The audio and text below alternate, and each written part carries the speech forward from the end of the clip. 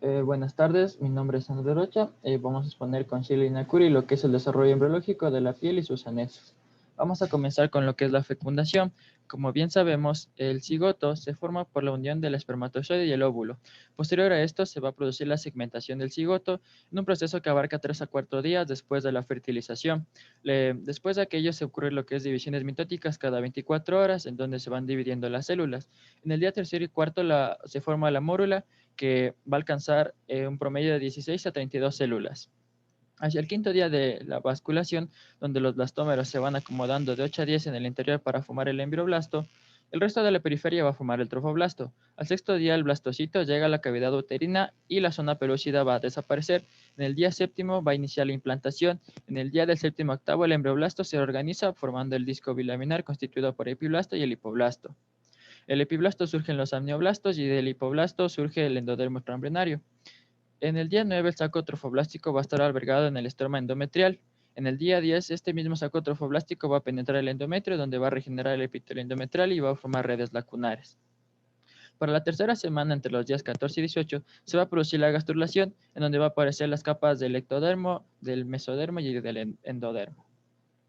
Ahora vamos a hablar sobre el epidermis. La epidermis va a surgir del ectodermo superficial. Para que el ectodermo se desarrolle al epitelio, debe activar la vía de la señalización de la WNT para bloquear los factores de crecimiento de fibroblastos.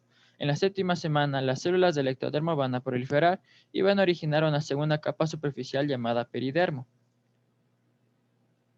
Esta envoltura va a ser transitoria y va a permitir la diferenciación completa del epidermis. En la décima semana, la capa basal va a dar lugar a la formación de una capa intermedia. Para el final del cuarto mes, se va a reconocer las 4 capas del epidermis, que son el estrato basal, estrato espinoso, estrato granuloso y estrato córneo. Las células desencamadas y las provenientes del estrato córneo se van a desprender hacia el líquido amniótico y junto al sebo van a formar el vermix gaseosa, cuya función es cubrir la piel del feto al líquido amniótico que contiene orina. Vamos a encontrar diferentes tipos de células, como son eh, los melanocitos, que se originan de las células de la cresta neural y migran hacia la epidermis. Su presencia se denota en la octava semana. A las 14 semanas va a existir una abundancia en la capa basal. Al sexto mes van a aparecer a nivel epidérmico, que iban a migrar a la capa basal. Estas células que migran van a transformarse en melanoblastos. Estos melanoblastos van a comenzar la producción de melanina y el próximo a esto se va a llamar melanocitos. Tenemos otro tipo de células que son las células de Langerhans, que son células presentadoras de antígeno que se forman en la médula ósea. Al final de la 12ª semana migran hacia el epidermis y se alojan en el estrato espinoso. Las células de Merkel, su origen es desconocido, pero se dice que podría venir desde las células de la cresta neural o del ectodermo superficial. Están presentes entre la semana 8 y 12 y son abundantes en los pulpejos de los dedos, palma de las manos y planta de los pies. Ahora vamos a hablar sobre la embriología de la dermis. Los primeros componentes dérmicos en originarse del mesodermo son los fibroblastos. Los fibroblastos se van a sintetizar en componentes estructurales formando colágeno y fibras elásticas. En la semana 4 las estructuras dérmicas comienzan su formación. En la semana 5 las fibras elásticas van a aparecer por primera vez alrededor de 20 conjuntos de fibrillas. En la semana 6 el desarrollo nervioso va a comenzar a ocurrir. En la semana 9 la inervación la epidermis va a comenzar y donde van a existir células de Merkel que no van a estar asociadas a axomas. Las células de Merkel predominan en la dermis y su desarrollo de axonas van a estar relacionados en los neurofilamentos presentes en la dermis mismo. En la semana 8 a 12 los vasos se van a organizar aportando oxígeno muy necesitado en la parte baja del epidermis. En la semana del 8 a 20 va a existir una reorganización importante de los lechos capilares para mantener el paso del crecimiento de la piel. Ahora vamos a hablar del folículo piloso, que es un derivado epidérmico. En la semana 12 aparece como un cúmulo de células a lo largo de la capa de las células basales, formando placodas epidérmicas. Esta placoda va a formar imaginaciones epidérmicas, que serán el germen del pelo, hasta la dermis para dar lugar a la yema o el bulbo espinoso, el bulbo piloso. Mediante la inducción de señales de papila dérmica va a seguir creciendo hasta que el bulbo piloso la envuelve formando el folículo piloso.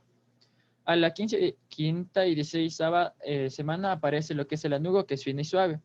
En la semana 17 y 20 el pelo sale de la epidermis y comienza a aparecer en las cejas, pestañas, labio y mentón.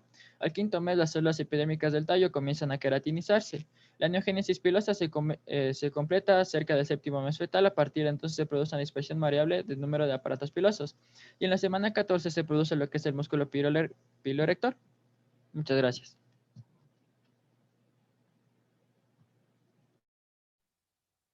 Ahora hablaremos sobre la glándula sebácea.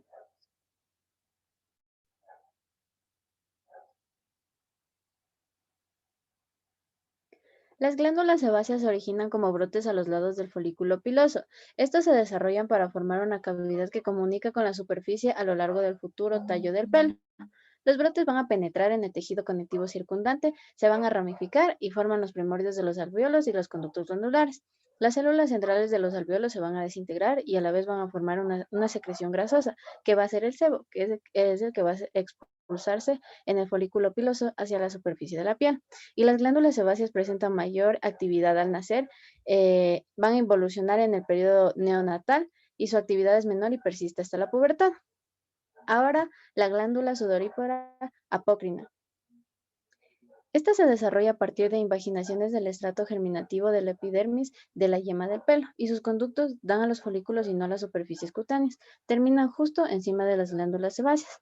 Estas glándulas sudoríparas en los seres humanos están limitadas a los párpados, al conducto auditivo externo, a las axilas, a la areola mamaria, a la cicatriz umbilical y también al pubis. Y esto comienza a funcionar después de la pubertad. Ahora la glándula sudorípara écrina. Esta inicia su desarrollo a la 20ª semana como invaginaciones epidérmicas y se originan como yemas epidérmicas sólidas que se dirigen hacia abajo y van a penetrar la dermis subyacente. Al alargarse la yema al extremo se enrolla y va a formar lo que es el primordio de la porción de las glándulas secretorias, mientras que la adherencia epitelial a la epidermis forma un primordio del conducto y las células centrales de los primordios se van a degenerar y van a formar lo que es una luz. Ahora la glándula mamaria. Esta su desarrollo comienza entre la sexta y séptima semana de gestación y se originan en dos bandas engrosadas del ectodermo y los rebordes mamarios primitivos. Y estas se van a extender desde las axilas hasta las regiones inguinales. Y de cada yema mamaria se van a originar yemas secundarias que se van a convertir en los conductos lactíferos. Ahora, la uña. El desarrollo embriológico de las uñas comienza aproximadamente hacia la 10ª semana de vida intrauterina, por lo cual en la zona dorsal de la piel que recubre las falanges terminales de los dedos aparecen unas células indiferenciadas que constituyen el campo unguial primario o también llamada uña primitiva. En esta etapa el epitelio tiene 2 o 3 capas de grosor y están recubiertas por el peridermo. Y cerca de la futura unión falángica proximal se ve el crecimiento de una cuña de las células diagonalmente en la dermis que establecen lo que es la matriz primordial. Y el origen de la lámina abarca 3 teorías para explicar su formación. La primera es que la lámina es enteramente producida por la matriz. La segunda es que está formada principalmente por la matriz, pero recibe contribuciones del lecho y del pliegue unguial. Y la tercera es que divide el lecho unguial en 3 zonas, que va a ser la matriz proximal o fértil, la matriz intermedia o estéril y la matriz distal o también llamado suelo córneo. También entendemos que la queratinización de uña empieza hacia la 11ª semana de vida fetal y también la capa de la córnea o cutícula de la porción ventral llega a estar adherida a la superficie de la lámina unguial y recorre un poco distalmente. Y la lúnula aparece en la 14ª semana de gestación. En esta la porción es visible de la matriz unguial distal y se extiende más allá del pliegue unguial proximal. Esta va a ser blanca, en forma de media luna, no va a tener una zona granular, va a tener un epitelio grueso, una presencia de melanocitos, de células de Langerhans, de Merkel, y su función principal va a ser que da forma a la lámina unguial. Muchas gracias.